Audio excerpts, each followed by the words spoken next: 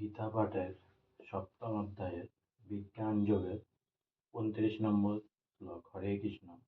জরা মরণ মোক্ষায় মামাশ্রিত্য যতন্তি যে তে ব্রহ্ম তৎ বিদু কিৎ সন্ন মধ্যাত্মং কর্ম চাকিলাম।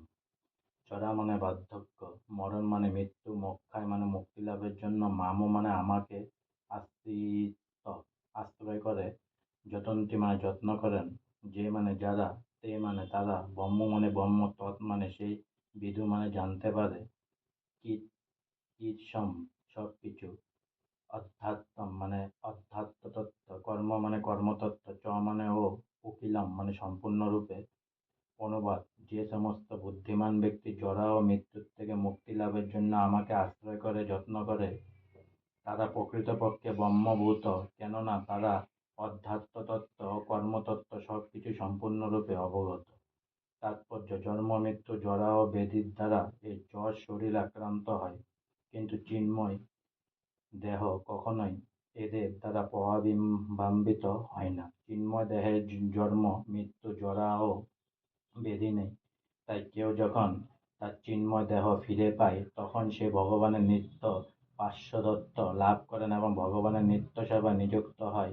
তখন সে যথার্থই মুক্ত। অহম ব্রহ্মাস্মি, আমি ব্রহ্ম কথিত আছে। প্রত্যেকের জানা উচিত যে সে হচ্ছে ব্রহ্ম বা আত্মা। ভক্তিমার্গে ভগবানের সেবা করার মধ্যেই এই ব্রহ্মানুভূতির অবকাশ রয়েছে, যা এই শ্লোকে বলা হয়েছে। ভগবানের শুদ্ধ ভক্তরা ব্রহ্মভূত স্তরে অবস্থান করেন এবং তারা অপ্রাকৃত এবং প্রাকৃত সবকিছু সম্বন্ধে অবগত।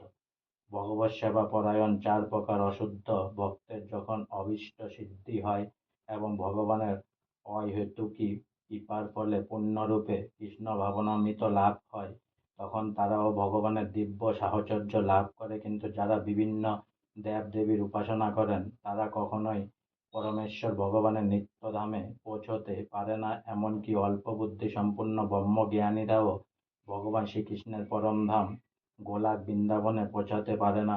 যারা সর্বত্রভাবে কৃষ্ণ ভাবনাময় কর্ম করেন, ওইদিন মাম আশ্রিত, তাদের যথার্থ ব্রহ্ম বলে অভিহিত করা যায়।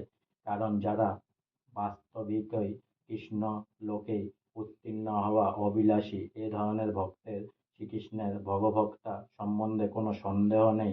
তাই তারা বাস্তবিকই ব্রহ্ম। যারা ভগবানের অর্চা বিগ্রহের উপাসনা করেন অথবা জড় বন্ধন থেকে মুক্ত হবার জন্য ভগবানের ধ্যান করেন, তারাও ভগবানের কৃপার ফলে ব্রহ্ম অধিভূত আদির তাৎপর্য উপলব্ধি করতে পারেন। সেই কথা ভগবান পরবর্তী অধ্যায়ে বিশদভাবে বর্ণনা করেছেন।